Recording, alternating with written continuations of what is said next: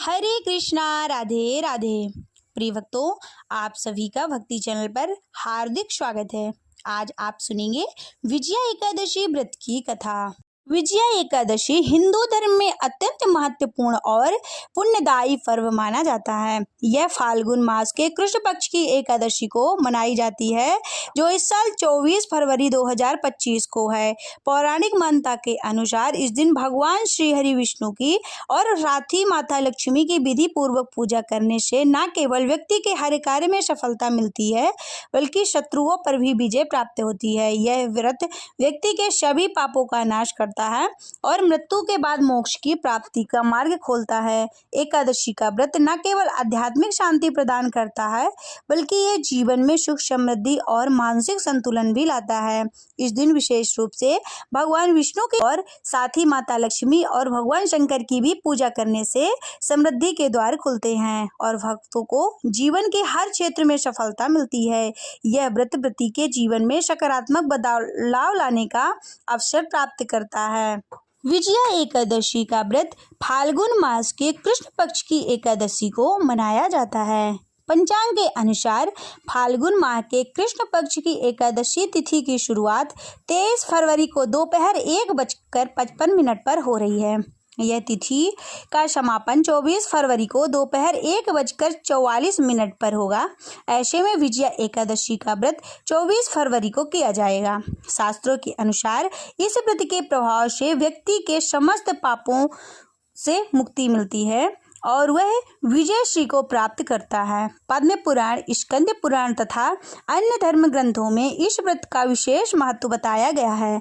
मानता है कि इस व्रत को करने से साधक को सांसारिक और आध्यात्मिक जीवन में सफलता मिलती है। विजया एकादशी व्रत की कथा। पद्म पुराण में भगवान श्री कृष्ण ने ज्येष्ठ पांडु पुत्र युधिष्ठिर को बताया है कि इस एकादशी को विजया एकादशी कहते हैं। अपने नाम के अनुसार यह बहुत ही कल्याणकारी और विजय दिलाने वाली एकादशी है।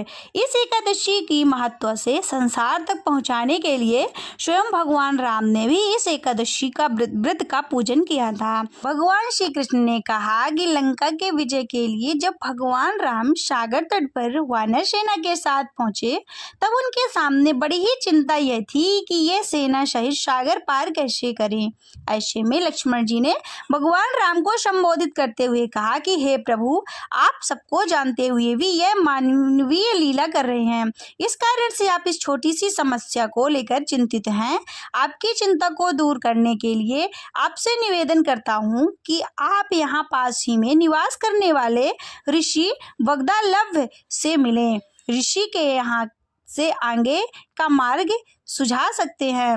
लक्ष्मण जी के अनुनयपूर्ण वचनों को सुनकर भगवान राम वग्दालव्य ऋषि के पास गए। ऋषि को अपनी सारी परेशानियां बताई, कोई मार्ग सुझाने के लिए कहा। ऋषि ने बताया कि आप सेना सहित फाल्गुन मास के कृष्ण पक्ष की एकादशी को सेना सहित भगवान श्री नारायण की पूजा करें। यह विजया नाम की एकादशी ही आपको आगे ले जाने का मार्ग बताएगी।